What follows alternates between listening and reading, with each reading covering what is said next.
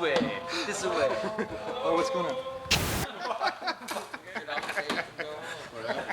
God, it's late.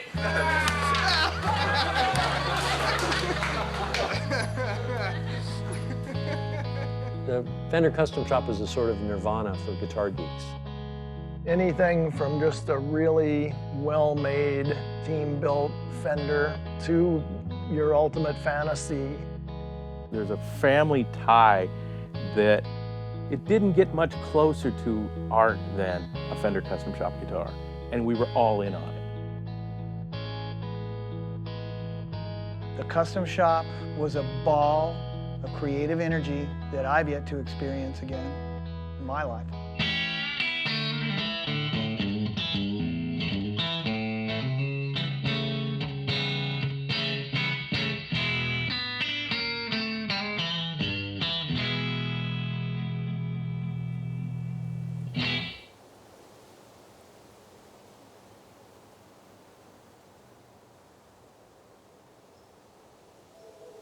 I saw myself as the savior of the Fender history.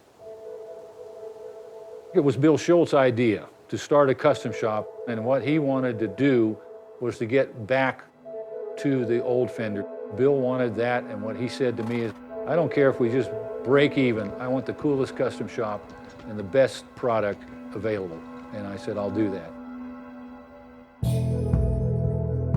Fender Custom Shop started in 1987. I was officially hired in '86 while I was still in Texas.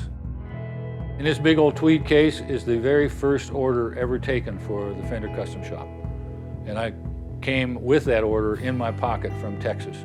It's got a few firsts with it. The one thing is the first double neck ever to come out of Fender. When I got to Fender, they said, we want you to get an assistant. And when I looked at the credentials, I hired Page because he had been there working in R&D for 10 years, and I knew I needed his background. I absolutely believe that the Custom Shop was the beginning of bringing the soul back to Fender. It was a big component in healing the scars that were created from CBS ownership. When Bill Schulz put the investors together to buy the company back, Bill Schulz said, okay, maybe this idea of these couple guys in the back 40 building these custom guitars would be cool. You know, bring it back to that glory kind of thing when Leo Fender first started the company, where artists were like thrilled by it. It was new and it was different. And it was bringing stuff up to their caliber. We all love guitars, we love Fenders, and next thing you know, we is Fender. And that was a great realization at some point that we were it.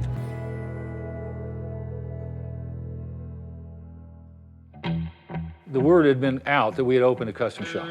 Well, at the end of 3 months, we had 300 or 600 orders. We suddenly realized that two guys cannot do that. We went in there and picked guys who had talent. It was a team. It was a ragtag group of brilliant builders. J.W. Black, pinpoint, accurate. George Blanda. Scientist, great builder. Mark Kendrick, Breeze, Fender. Fred Stewart. eccentric artisan. Alan Hamill. Hillbilly brilliant. Gene Baker, creator of dreams. Michael Stevens. Constant pursuit of perfection. John Page. Great leader, great visionary. That was the magic of the shop, that team.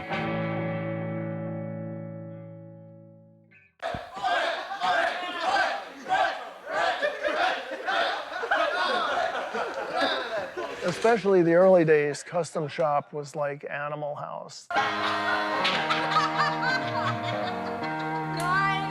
You really want me to tell you that, huh? It wouldn't fly in those days either. A lot of hilarity, lots of bathroom humor.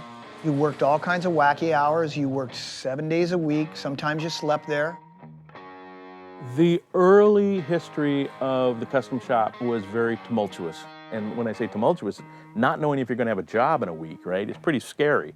You get pretty crazy when you're under that kind of stress, and you need to relieve it somehow or another. And so yeah, there were plenty of pranks. If they weren't picking on you, they didn't love you. So if they were picking on you, you knew you were doing the right thing.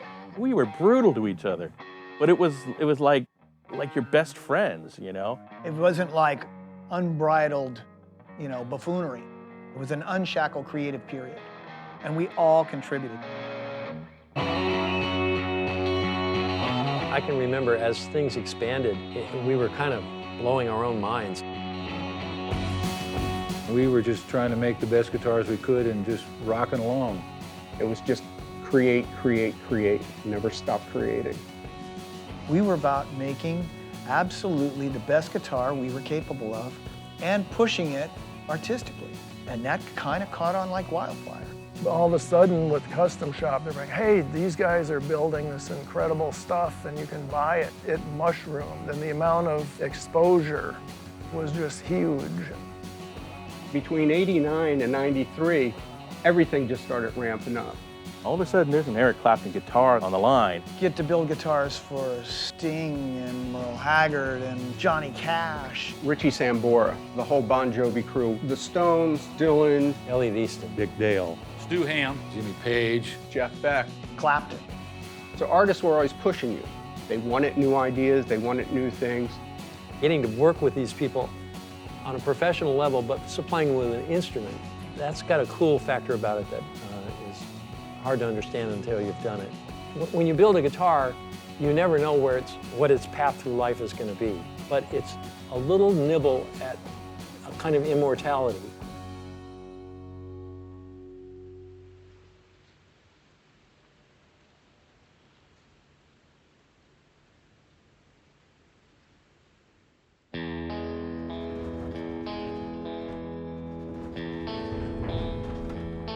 To have been invited to partake in the 30th anniversary of the Custom Shop is, you know, without question, a really great honor.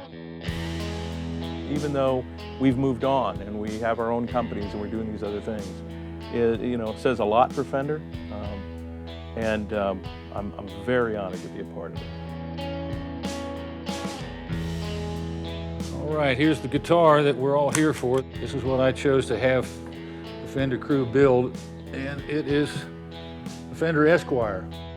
Looks like an Esquire, except there are some nuances. You got the plate engraved with the Founder's logo, the left-handed bridge on a right-handed guitar. And what I hear is it tightens this note up to the bass note, and it fattens up the high string. Well, as you can see, my design for the 30th anniversary of the Fender Custom Shop was inspired by the first guitar, number 001, this double neck from the Fender Custom Shop, 1987. This is my 30th anniversary Custom Shop Founder's Design guitar. It's a double F-hole Esquire. I first designed this guitar back in like 1990, dubbed it the Telecaster. I put a Koa top in celebration of my friend and mentor, Freddie Tavares. Also, it includes my JP Woodtone saddles that I make here in Oregon.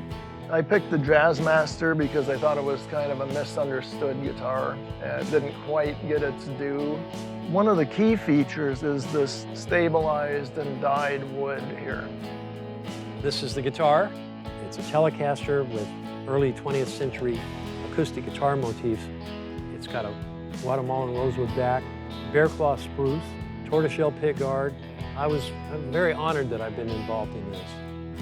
So these were the type of guitars I was building early on in Custom Shop that weren't the norm at the time. I wanted to stay with the same concept that was going on back then. This really is a celebration of how Fender went from just being an import company in '85 to being back as one of the world leaders in guitar building.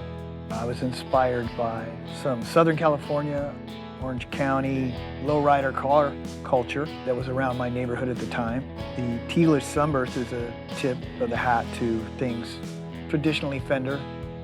We got a silver sparkle telly with a black burst. The reason that I chose to do a sparkle was that's how I got my start in the custom shop.